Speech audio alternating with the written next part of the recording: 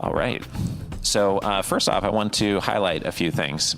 First of all, anyone who writes a book and puts any marketing budget behind it can be an Amazon bestseller, at least for a moment in time in some obscure category, right? But you are a New York Times bestsellers. So I think that's something really unique to highlight. Right now, the wine, Barefoot Wines sells over 600,000 cases a year in 50 states and 28 countries. And after selling your business, the two of you wrote The Barefoot Spirit, How Hardship, Hustle, and Heart Built America's #1 wine brand. And that's the book that we were just referring to that became the bestseller, right? Yes, absolutely. Great. What else would you like to add for context about something you think would be important for the audience to hear about your background or experience before we jump into the questions? Well, I think it's interesting to note that we were not wine drinkers when we started. We didn't come from a family that were growing grapes or producing wine. And what got us into the industry was an opportunity that we really couldn't pass up. And it was a very fleeting opportunity to collect $300,000 that was owed to my client for grapes that he hadn't been paid for.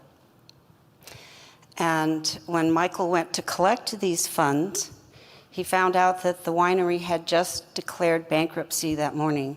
So there weren't any funds to collect. So Michael managed to collect bulk wine and bottling services. The long story is we prepared everything that was necessary to go to bottling and worked for about 4 months for the benefit of the client. And then the client said, well, I really can't take on another business. I guess I'll just have to take the loss. And we said, no, that's a lot of money. This is in 1985. And so Michael says, I've got an idea, and I just nodded before I knew what it was all about. So that's how we got started in the industry. We took over the debt, and we took over $300,000 worth of bottling services and bulk wine. We thought, how hard could it be? And how long could it take? We thought maybe 3 years, maybe 4. Well, it took 20 years before we were able to turn it around and find an acquirer and sell the business, which is what we intended, because we're more business people than wine people. And that's why the book that we wrote is about business. It's not really about wine, although there is some wine in it, just to make it more interesting. It was our foot in the door, you could say, to talking to you all now. Great. Awesome. Thank you, Bonnie. Michael, you want to add anything to that before we... Well, I just want to say that when I got into the wine industry, I thought it was all about, sip, swirl, taste, say a few words in French, talk about mid-notes. Had nothing to do with that. It was all about things like forklifts and UPC codes and people in Kansas with warehouses and trucks and you name it. So it was a merchandising business. We could have been selling hammers. That's the same kind of business. Right. We became federal wine importers to help the royal family of Liechtenstein import their wine for a couple of years, and we learned how brutally competitive and hard the wine space is. So for those that are familiar with it, we'll have that much more respect for what you've done. 5% of businesses make it to $1 million in revenue. 1% make it to $10 million in revenue. You created a business that became very large and successful. What was the difference maker in being able to achieve that while most people fail and the wine space is especially challenging? Well, I would just say taking responsibility for everyone's job, knowing how to do it, knowing what has to get from our warehouse to the shelf and to the consumer, and not letting any of those responsibilities drop or expecting somebody else to do it. You might hire the professionals to do those jobs, but you'd better be prepared to do it yourself at any moment. Yeah, the only thing I would add to that is, we live in a first world country. You go to the store, it seems like everything is there. And so people have a commonly held misconception. They say, I don't know why people haven't thought of this idea. I don't see it anywhere. They thought of it. They just couldn't get it into your store. So it's like a distribution play. Anytime you got a UPC code on it, anytime it is a consumer product, you're talking about distribution. You're talking about physical delivery. And so that's where it all breaks down. So we learned that, and it kicked our butt, and then we learned our lessons, and then we did some kicking of our own. That's why I wear boots today. Yeah, distribution is so central to so many businesses surviving, expanding, whether it's access to deal flow or access to investors or access to stores. It's central to so many. When we talk about choke points and acquiring strategic choke points, so often it's about securing distribution. Tony Robbins says that mindset and your state of mind is maybe sometimes more important than strategy if you have the wrong state of mind. And I learned just by exchanging emails with you preparing for this, you're pretty, gritty and perseverance and persistent. But what would you say was key in your mindset that's allowed you to have this enormous success? Well, I guess I'll go first if that's okay with you, Bonnie. She's the boss. I think for me, it was the humility to really ask questions. We like to say, make friends in low places. And what we mean is people with real dirt under their fingernails, the people driving the forklift, the people driving the trucks, the people putting the groceries on the shelf in the stores. What's missing? What could you do better? What works? What doesn't work? And hear it from them. These people have never been asked, especially by a producer. And if you remember, Bonnie and I came in from the outside. We weren't wine people. We were business people. So we went into it and we went, oh my gosh, look at this. We got to be licensed in every state. We have to have federal, state, and local licenses. Okay, it's a controlled substance. So that was daunting enough. But now the distribution system, you're dealing with, distributors, and you're dealing with big companies like Kroger, in 18 states, and their policies. And what does that mean? And so this was really great for us to just back off, ask questions. They say you got 2 ears and 1 mouth, you should use them in the same ratio. Mm-hmm. Great. Bonnie, would you add anything to that on mindset that you think really drove your success? Well, for me, when I saw what the label was going to look like, I saw it complete. And Michael helped to design it, which is a very interesting part of the story. I said, I can see this being stacked in the chain stores. And I pointed to the corner of our kitchen where we were designing the label. And I said, this is going to sell a lot of wine. This is going to be very successful. And I had that feeling. It wasn't just a feeling or something I was hoping for, or a vision I was trying to create. It was there. I knew that Barefoot was going to be extremely successful. I didn't know why or what it was going to take. But during the hard times, my mindset was, it is successful. So we just have to keep moving and doing what is necessary. We didn't have money to rent an office when we started our business. So we looked in our laundry room and our rented farmhouse, and we saw that we had some space in the laundry room where the washer and dryer were supposed to be, because we couldn't afford a washer and dryer. So we took an old table in the barn out back and washed it down, took 2 sawhorses and put that in the laundry room. And that was the first desk in the first office of what today is the #1 winery and selling wine in the world. So you can be very humble and start very small and still have very big expectations of yourself. And if you don't lose that vision along the way and become discouraged, keep that feeling of success in your heart and in your mind, then we did succeed. Yes. Great.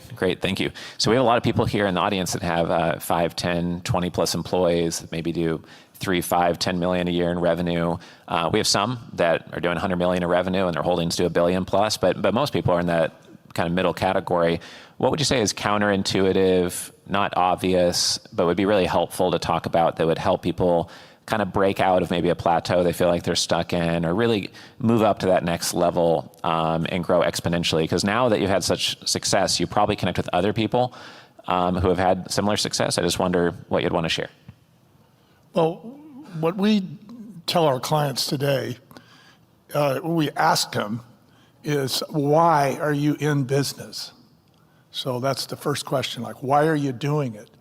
And if they say, oh, well, it's my passion, we say, well, good luck with that. We really can't help you. Or if they say, well, I'm going to give it to my kids. Well, that's fine as long as the kids want to do what you want to do. But the ones we like are the ones that say, I want to build this brand equity up to a point where it becomes monetized through an acquisition. We say, now we can help you, okay? Because what we're going to do is we're going to sit them down with a broker who sold a business just like theirs this year. They're going to find out what the metrics were at sale for that business, how many cases, what states, what growth year over year, all the other metrics. And we're going to put those on the wall and we're going to go, you don't have the luxury to set goals. They're written for you. As soon as you chose a niche, as soon as you chose a price point, your goals were written on the wall. And they were written on the wall of the escrow office that closed the last deal. And you need to check in with him every year. And by the way, he'll buy you lunch. Great, awesome. I've never heard someone say that before, so that's a great way to phrase it and have a goal that's set by someone else that's very concrete and tangible and not just some made-up revenue goal, right? So what have you been doing since you sold to Gallo? Wow. We started off by writing the book. Our staff and other people we'd done business with said that we had to write a book because we'd done something that was quite unique, starting with no knowledge of the industry and no money in creating the fastest growing wine brand in the nation. So, and having no turnover for 7 years. That was a really big deal. People can't do it themselves. You need a team. And we were able to have a whole team that worked together and loved working together, and they worked towards the same goal. So that was a real inspiration for the success that we had. So we wrote the book, and then Michael informed me that we were going to go on the road and start, talking to universities and at conventions, using this book as an example. And I said, oh no, that's not going to happen. Well, it did for about 15 years. And I really enjoyed sharing the experiences that we learned building a business with entrepreneurial students. After that, when we were still traveling conventions and such, we saw a lot of people coming in with earbuds. Because we wanted to share our experiences with everyone, we said, well, we'll have to take our New York Times bestseller and put it in an audiobook. And we did that, but not just like an ordinary audiobook. We used Hollywood actors and sound effects, and it was all in story form, so it made it very interesting. And it has music. We had a troupe in Hollywood that we worked with, and it turned out to be quite a unique production. The American Audio Publishers Association gave us the award of being one of the top 5 business books of 2020, which we were really happy with. And they said, we can do this for other people. We can do a story in story form, because that's what people remember. They don't remember the list on the wall. They remember stories. And we can do this for other founders. And we can tell their principles, their ethics, the hardships that they went through, and the trials and tribulations, and how they changed them, the business and their lives and people around them, and how they worked with their community. We can do this for other people. And so that's what we're doing today. We call it business audio theater. It's 3D audio for the mind. Awesome, great. You want to add something, Michael? I just want to add that, for family offices especially, one of the big challenges is how do you capture, grandpa's adventure that created this office in the first place, that fueled it, and how do you keep it alive? And how do you keep it alive with generations, as you mentioned, with very short attention span? And so what we have done is said, well, let's give it to them in a platform they already know, which is the podcast platform, which is the audiobook platform. So they can listen to it when they want, where they want. It's totally mobile. And doing that has gotten so much great review. Forbes said it was transformational. So we're really excited about this, and we're going to press the pedal to the metal on it, and we want you all to have a chance to experience it. So we're going to give you one of our recent productions that was just voted top 20 business book in the world and by an international group. So of students, by the way, students. And if you can get through to those people, you really got it knocked. And so here you are trying to hire people that identify with your principles. You're trying to engage your own people. You want to impress your investors. You want your suppliers to care about your company. What better way than to entertain them with the real story of how you happened? And what better format than to do it in audio? Right. I guess one thing that we like to talk about here is how if you pass on the money without the values, they'll probably lose the money and the family members stop talking to each other, and it creates a bunch of conflict. If you pass on only the values, then they could, have a fulfilling life, create more money, earn the money back, et cetera. So the values are more important than the money to pass on, and the money can ruin them. If you pass on the values, it's very unlikely that the values are going to ruin them if they helped you so much. So part of what you guys are doing is helping transfer values and the adventure story of how the founder created wealth, the struggles, the discoveries they made along the way, I guess, in some sort of format that people will actually digest easily, that's better than a book or better than video, because people can listen to audio anywhere, is essentially what you're saying, right? Right, Exactly. right. So if you come and see us, we'll give you a little QR code that you can listen to on the plane going home. It's a 3-hour journey by Dr. Colin McDonald, the founder of Specialists on Call, which was the pioneer telemedicine company in the United States. The first people to do it in 2005. Quite an interesting story. Fax phones, T1 lines, just old school tech. Still did it, and as a neurologist. So you get a chance to listen to it and think, gee, this might be good for our business. But we love to do it because, we are now educators. That's what we do. And we are challenged with how you get across to people with short attention spans. So when we found out that this worked, we wanted to offer it to you all. Great. So I guess part of it, though, is let's say somebody is thinking, okay, it'd be good to explain my story to the next generation. But part of what you said a couple minutes ago is that you could use this to educate your suppliers, your customers, investors who may invest with you, et cetera. So somebody who maybe has gotten to 50 million or 100 million of AUM, or has developed, 4 properties from ground up, or whatever it is in their company, they could use this to actually grow their business. And also it will help tell the story to the next generation. But maybe 90% of their motivation is that this is just a great way to be relatable, personal. And like Robert Cialdini says, in the world of AI, where you're not sure if you can even believe things you see with your eyes these days, who do you trust? And his answer was that it's that human engagement. And if it's a genuine story that leads to meeting in person, then that makes all the difference. So can you comment on that?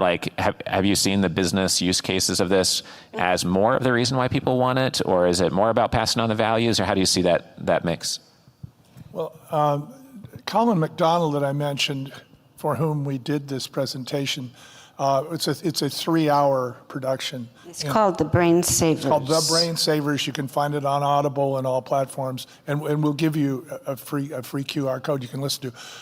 What he did is he works at Novant Health in North Carolina, and he is their top neuro there.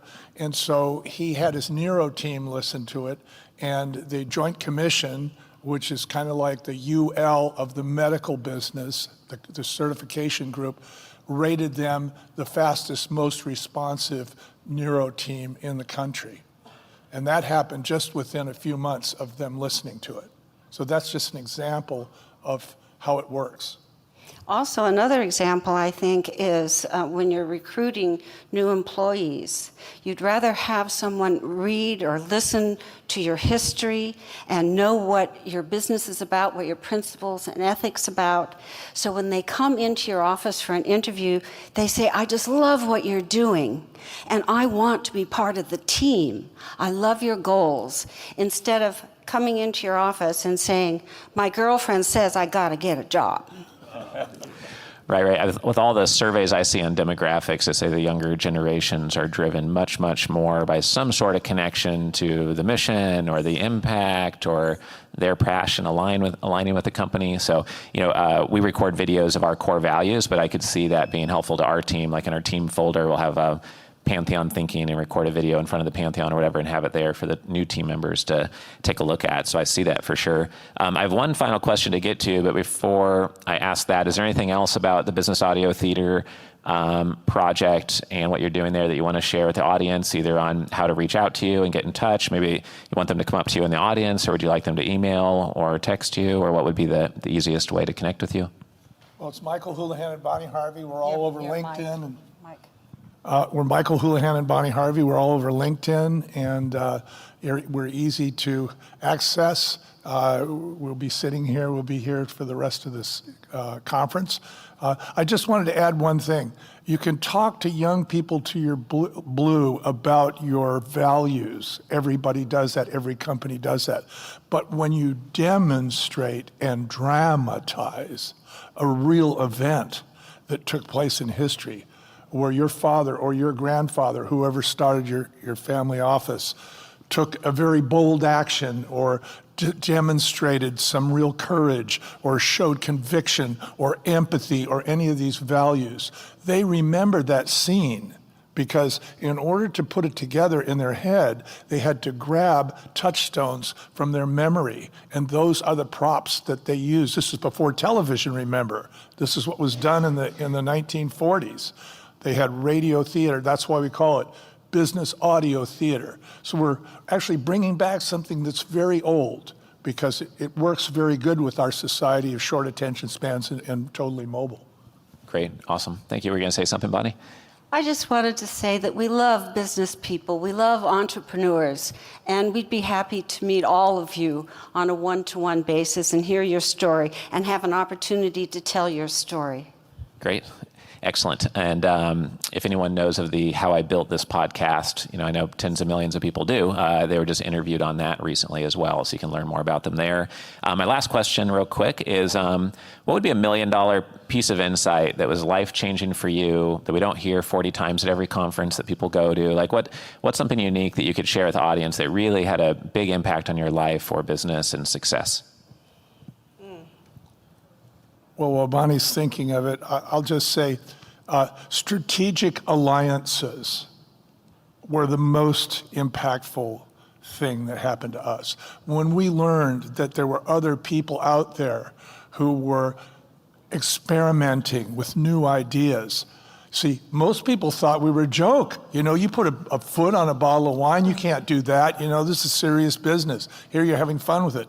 Well, guess what? Trader Joe's didn't think that it was crazy. They thought that that was very cool because they were going to open 170 stores across the United States, and they needed a wine label that looked like something crazy, maybe something from California, right? Well, guess what? When they opened in Des Moines, Iowa, Barefoot was stacked to the ceiling. When they opened in New Orleans, Barefoot was stacked to the ceiling. That's a strategic ally. So who's going down the same road you are? Who gets rich if you get rich? Who wins if you win? Who benefits when you solve a problem? Go talk to them. Those are your friends. And if you can't figure out who they are, here's a big hint. When you're writing your checks, the guy you're writing the biggest check to, that's a strategic ally. He wants you to succeed. That's why he's getting the big check. Awesome. And I would say just thinking outside the box, and you have to be very creative if you're starting with no knowledge of your industry and no money. And we found working with the communities in their fundraisers and working with the retailers in the markets of these fundraisers, which is how we got the word out. We never had paid advertising. Even after we did become profitable and we could afford paid advertising, we continued to work with the communities around the markets where our product was sold. So our product was sold by word of mouth, not by advertising on the radio or television or any other form, but by word of mouth. And working with your community is always a great idea. Support the people around you and around the markets where your product or your service is available. Great. Yeah, that's excellent. We started today saying that part of the point of this community is to evolve our mental models, learn new strategies, and many people who are raising capital sometimes come to the investor club and they're like, need to find an LP passive investor, need to find a little investor. But if they leave their mind open, they might hear what you're saying on stage and think more creatively about it and find a JV partner, a strategic alliance, a co-GP partner, a CPA that could refer them 42 clients, et cetera. And you might get 40 times or 20 times the results by thinking differently and not doing the same thing everyone else does or that you've always done to date to leapfrog and have like a quantum leap to the next level. So I loved your answers there. If you want to learn more about business audio theater, to scale your business and platform and or share values with the next generation, just find Michael and Bonnie. If you have trouble finding them or you need to run quick, you can get their email address from our team and follow up with them that way. I'd be happy to help you that way. If you're watching here virtually right now, live or via the recording, just let us know. And while we have Jim White come up to the stage, we're going to be playing a video to introduce him in just a second. But before we do, let's give Michael and Bonnie a big round of applause. Thank you.